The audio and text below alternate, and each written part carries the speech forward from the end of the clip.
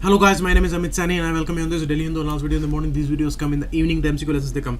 Both the lessons, follow them religiously, and the importance of these lessons you may have found in the mains papers which are going on.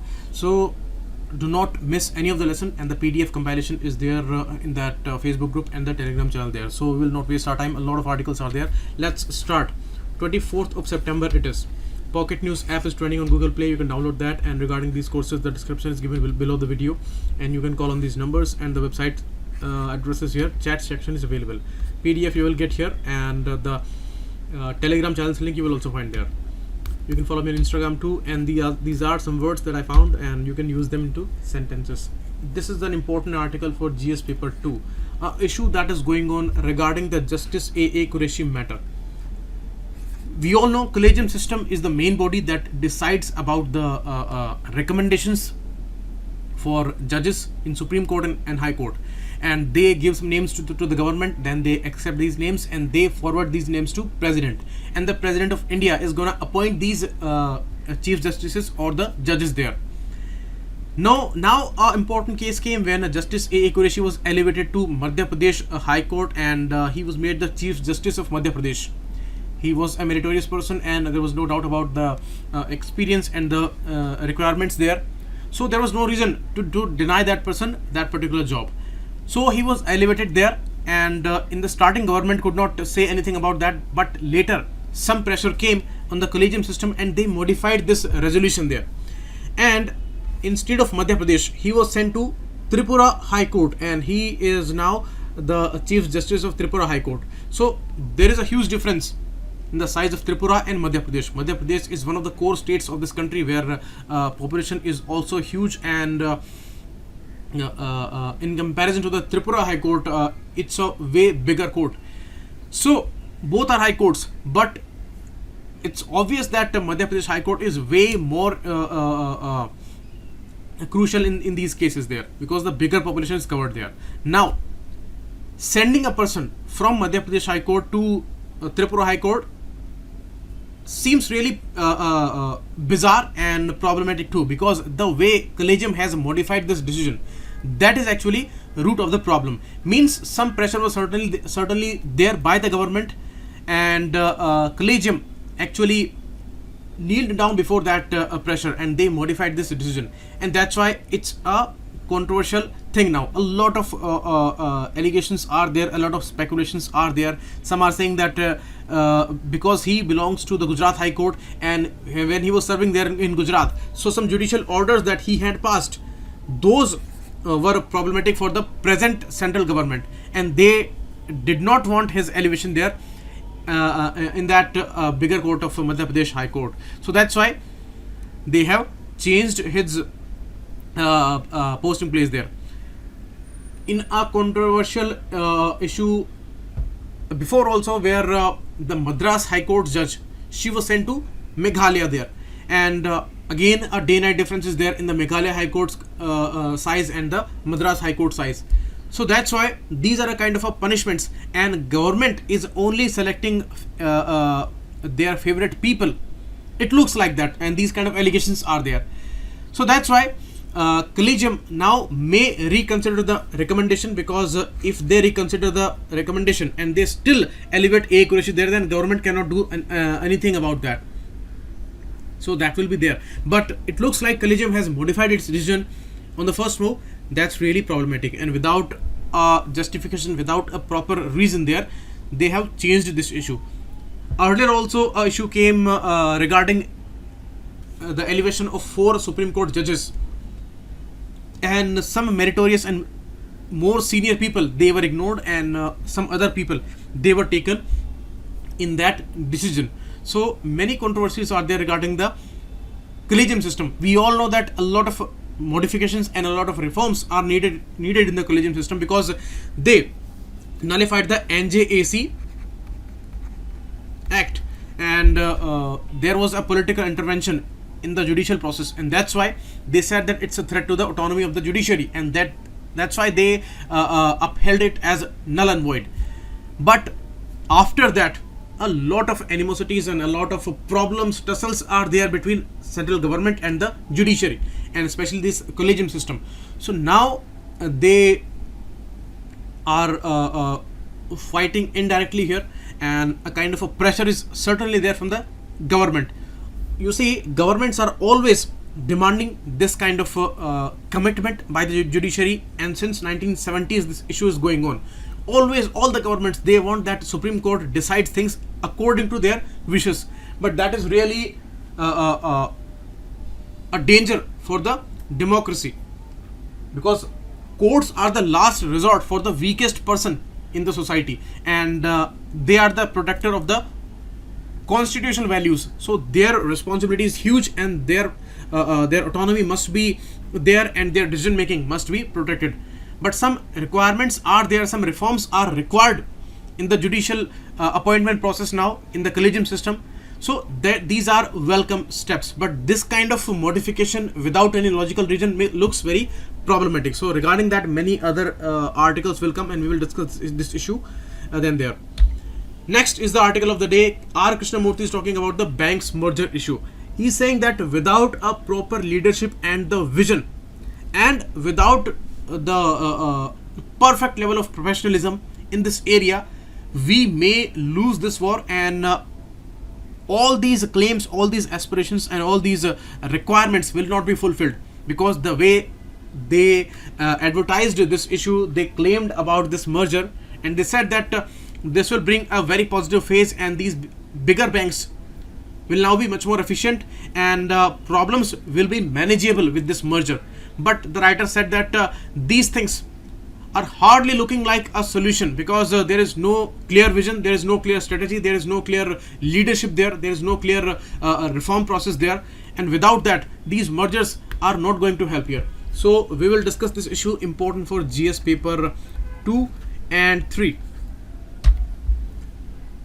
The writer said that the kind of gunshot reform and this announcement that they have done, this is bringing a phase of wariness and skepticism, and especially in the bank employees there.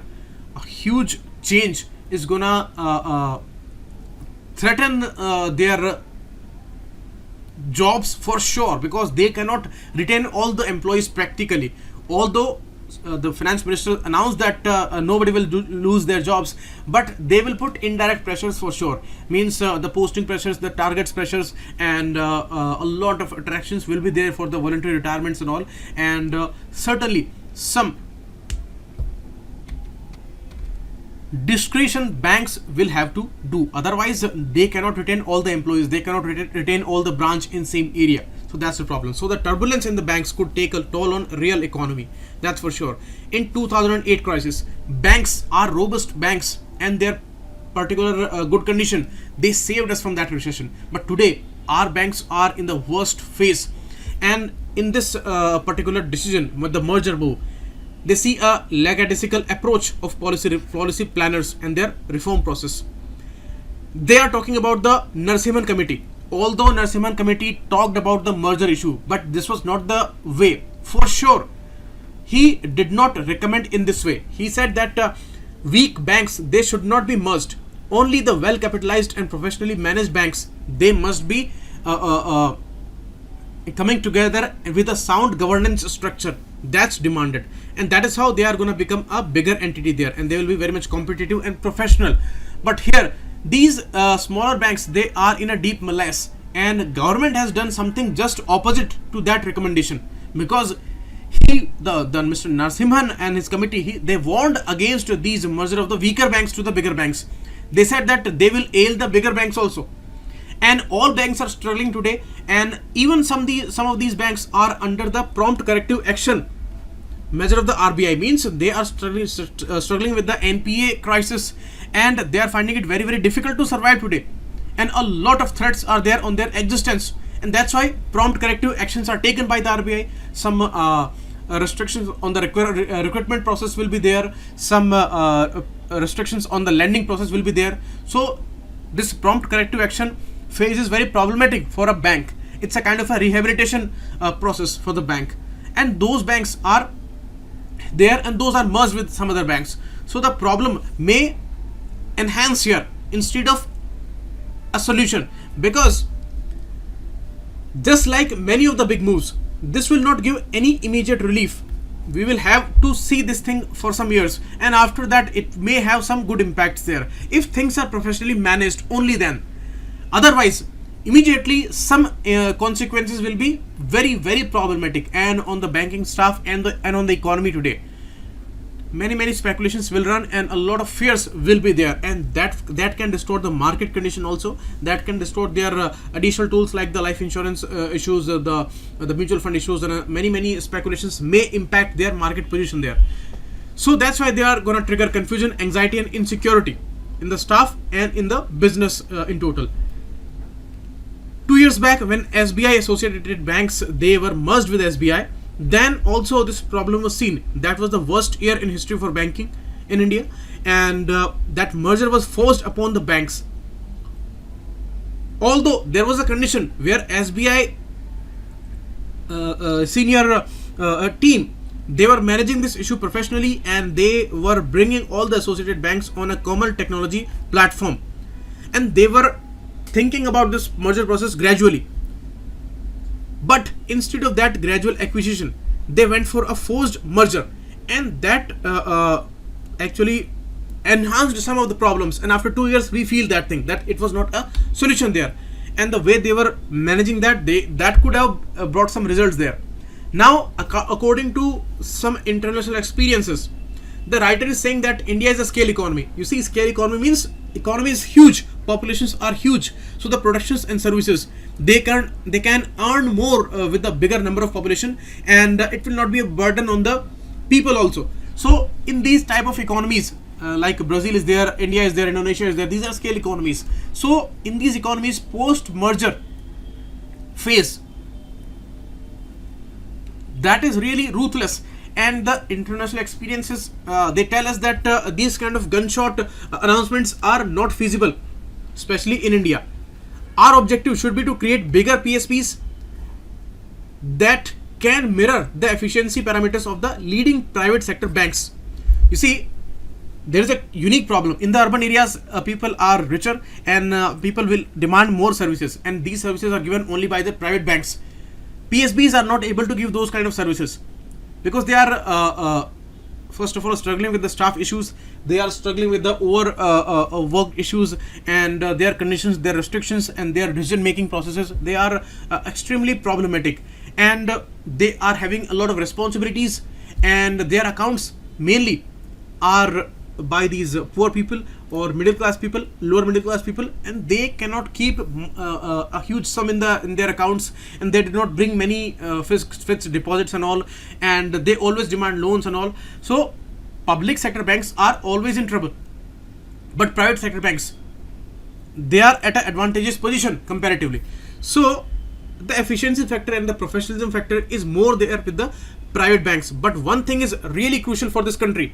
This country can only move with the socialist pattern, because the inequality is so bad that you cannot ignore the poor population there. So that there is a need that public sector banks are way more stronger and way more bigger, and they must follow the same parameters of the leading private sector banks, and that thing is possible, but intentionally those are put into some struggling phases. And it looks like it's a kind of an intentional plan to privatize these banks, because these kind of measures are not working. The NPA situation is not managed well, and that is why the only option left is the privatization of the banks.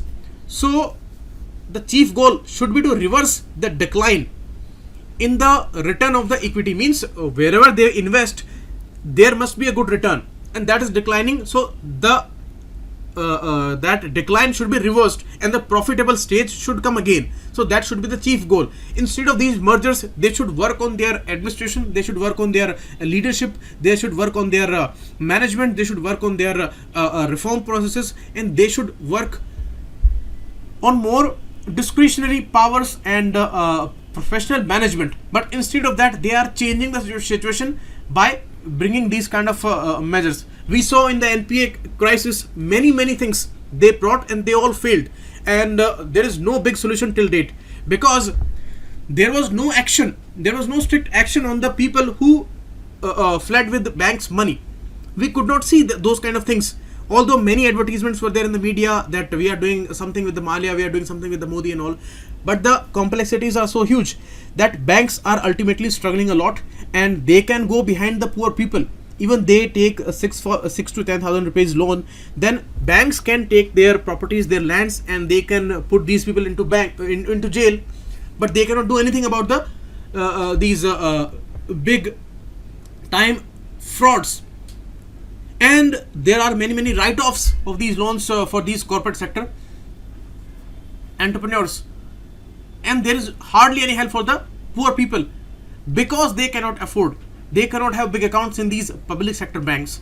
So there is a deep crisis like situation of the inequality, and that is the problem that the public sector banks are dealing with. If this would not have been the state of inequality in this country, that would not have been the state of public sector banks here, but they have to adjust accordingly, and that thing is totally possible. But the government sincerity is required and the proper management is required. So the writer is suggesting 6 measures here. First of all, ensure that there is no leadership vacuum in the anchor banks, means the bigger banks where the smaller banks are merged. So the anchor banks, they should not have any leadership vacuum. A common problem which is seen always that the directors, the MDs, CMDs and all, they are shuffled always. The PNB head is coming to the Allahabad Bank's head, and the Allahabad Bank's head is going to Canada Bank's management. So these kind of practices have not done anything good with the banks, and the professional management is not there. It is just a change, and the loyalty doesn't remain with the bank, and those people have less time to understand those situations of a particular bank. So it's all a disturbance there. Those leaderships, they should come from the same bank, so that they know the situations very well, and they can manage the situation with a good portion of loyalty there towards that bank, because they will think that it's our bank and we will manage it professionally and we will make it bigger. But if these people are shuffled like that, then there's no good decision making there, there's no good management there. So this is equally important that these people are coming from the same banks, and their performances are observed, and people are elevated according to their merit, and the leadership vacuum is not there. Next, they need to recruit professionals from the market, because banks are raising their stakes in the market. More and more schemes they are bringing, the life insurance scheme, the mutual fund schemes, and all these things are being brought up by banks. So more and more market professionals are required, they must be recruited, but this thing is not happening. The basic requirement of the staff, that is also stuck, and they are not putting a lot of focus on hiring these market professionals, and those are ultimately needed, and they are taken very seriously by the private banks, and that's why they are managing things very professionally. But banks, these public sector banks, are not allowed to recruit these people in much number, so that's a big problem. Next, the merger wave may sink fresh hirings. As I told you, the kind of employment we saw, the kind of hiring we saw 4 or 5 years back in the banks, since 2008-9 till 2014-15, there was a huge wave of bank hiring, but that is not today, because a lot of banks are in trouble. Prompt corrective actions were there, and the recruitments were blocked. Still, they are hiring very less in number, and already the automation process is going on. So more ATM machines are there, more cash deposit machines are there, more digital banking is happening, so less requirement is there for the staff. So that is again a huge crisis, and the people who are there already in these jobs, they are also getting chills because of these mergers, because they cannot retain all these people practically. Although they may announce that we will retain all these people and nobody will lose their job, but that is not possible practically. So that's why the fresh hiring may sink, and more professional people, more and more energetic people, more and more market oriented people, professional people are required in the banks, but that is not happening here. Next, loan approval by the PSBs. As I told you, the typical situation of India, that maximum number of population, they are poor, so it hardly matters that their account is there or not. If some mandatory conditions are there, like the subsidies are coming in the bank accounts, only then they will go for the bank accounts. Otherwise, they are living their life and with a limited amount of cash, their lives are going on, so they do not need much. and there are very rare occasions when they go to banks and all. So a major population is like that, and that's why the public sector banks, they are struggling a lot, because their maximum number of accounts are with those kind of poor people who cannot maintain any balance in their accounts, and they do not bring any huge sums of fixed deposits and all. So that's why it's a typical problem. So the loan approval is also difficult, because more and more stress is there in the economy. Economic slowdown is going on, so people cannot afford to give collaterals, but they need loans. Here government and RBI pushes that more loans must be given, repo rates are down, and loan melas will be there. But if you go to the bank, then bank will not be ready to give you loan very easily, because they will demand some security, and you cannot give security. So that's why it's a typical situation, and it's a stuck situation. They advertise something else, but the practical situation is something else. So the loan approval process, that must be tackled very well, and more risk aversions should be there. Okay, and these loan melas and direct lending measures would not be the ideal solution. They should go for some proper reforms there, and some discretionary measures must be given. The autonomy must be given to some banks, and they would have to decide about those situations. Next, NBFCs can be a great solution here. NBFCs, they understand a market very well, more than the banks sometimes, and their term of size is about 15% of the combined balance sheet of all the banks. That must be raised. And for the medium and small enterprises, NBFCs can be a big help, because they understand them very, very well, and they are struggling with the credit issues. They do not have any liquidity to give loans. That must be tackled very well. In the budget, they announced that the help for the NBFC will be there, and the 6 months insurance banks will provide, but that must be raised to at least 2 years. And these NBFCs can be a great help in the loan approval process. Okay, so indirectly through NBFCs, bank may connect to a huge population there, and there will be more security, because NBFCs will be there. And some examples like Credit Guarantee Fund Trust, which is managed by the SIDBI, which is there for the micro and small enterprises.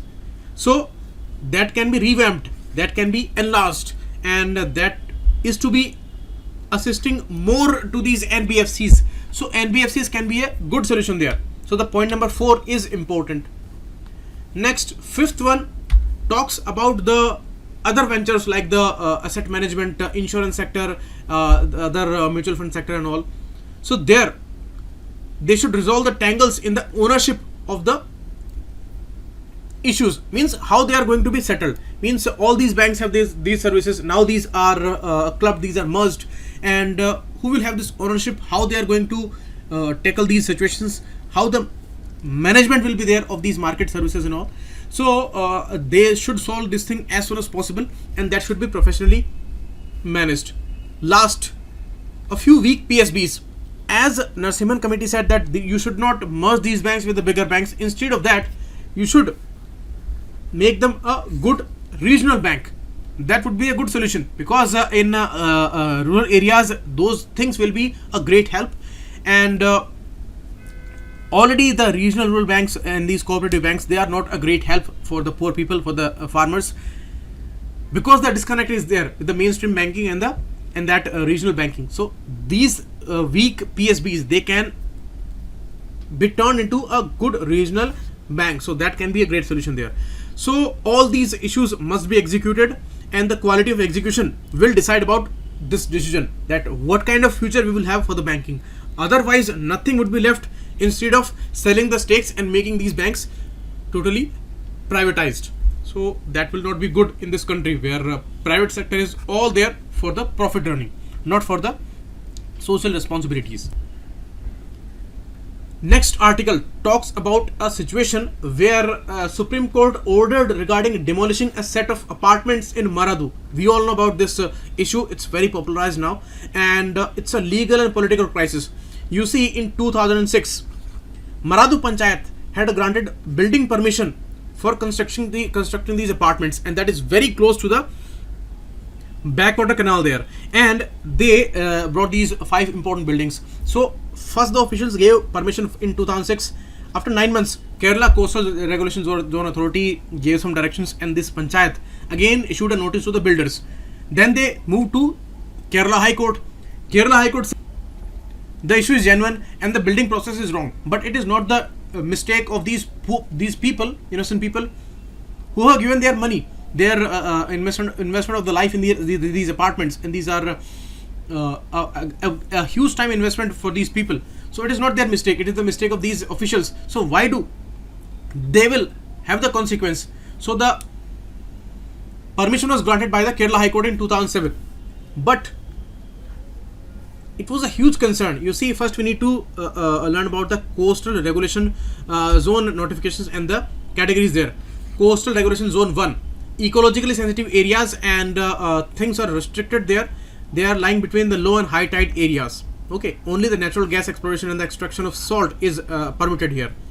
Next, regulation zone 2, there things are allowed, and floor space index is also defreezed.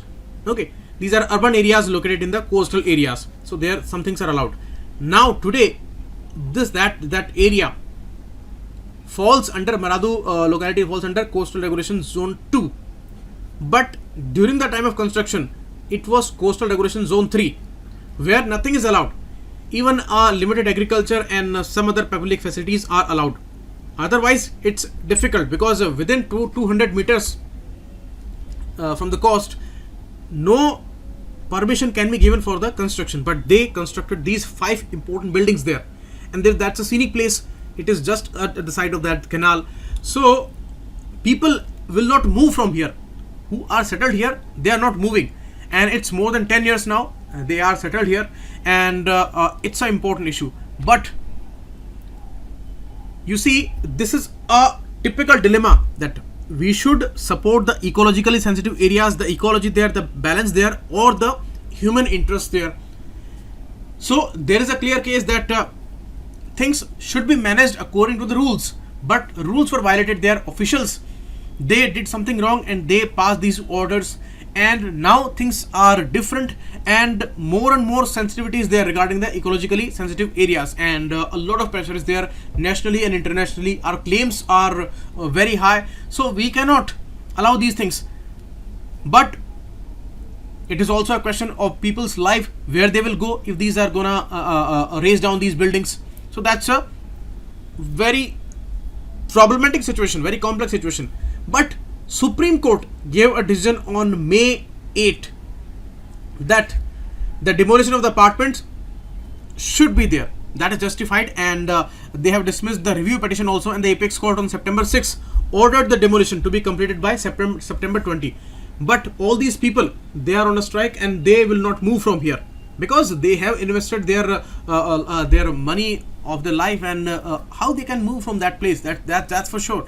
But you see, again, it is a kind of a great threat to their lives only, because we saw incessant rains in the last 2 years in Kerala. Any kind of situation may develop, and those buildings will be at a lot of threat, and they are disturbing the coastal areas also. So that is why even the environmental authorities cannot allow this buildings to continue there. So the demolition is justified, but the concern of these people is also justified. And one more issue is troubling here, means a lot of violations are there in this country, means extreme level of violations are there. And even the government brought these amendments in the coastal regulation zone notification, where they have allowed all these hoteliers and the builders and all in those sensitive areas where more and more protection was needed. But here the common people are hounded. So a lot of ethical issues are present there. So you may write a very important mains question on this issue, that there is a dilemma between the human interest and the ecological interests.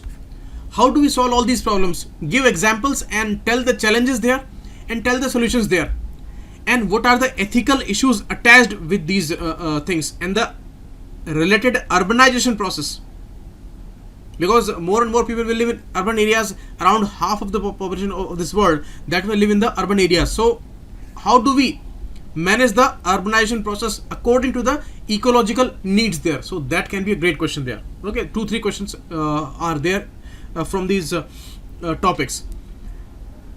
So that's the situation. So how do we solve it from here? Because they need to review these decisions, because extremely important these are. Some compensation process can be a solution here. That is the only solution there, because demolition is also necessary, and people's lives are also very crucial. But in this specific case, there are many complexities. Like, while the demolition is ostensibly for protecting the environment, that's for sure, but the Supreme Court order does not sufficiently explain how the construction is in question damage the environment. Means the damage is not that much clear, and the demolition decision is very much stern. So these kind of decision, even the apex court is giving these days. A few days back, they decided again against the forest dwellers there, and they cancelled all these claims. The review petition was there, and the court again upheld the previous decision that they must vacate the protected places in the jungles. And that was really problematic, because these people are nature friendly, their ways are always eco friendly, and they are never a threat, and they have been living there for thousands of years. Although their numbers are rising, but those are not a big threat for the forest dwellers issue.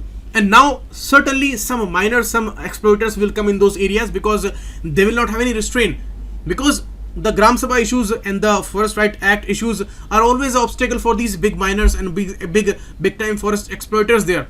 And now those people will be evacuated from there, and Supreme Court has decided against their claims. So these problems are really concerning, and apex court is deciding more in favor of authorities these days and less in favor of people. So that's a typical situation. So this dilemma they must solve as soon as possible. Many lives are at stake. So this issue is important for GS paper 2 and 3. So now I'm going to stop here, and we will take other things in MCQ lesson and tomorrow's lesson. Thanks a lot. Keep watching. It was a bit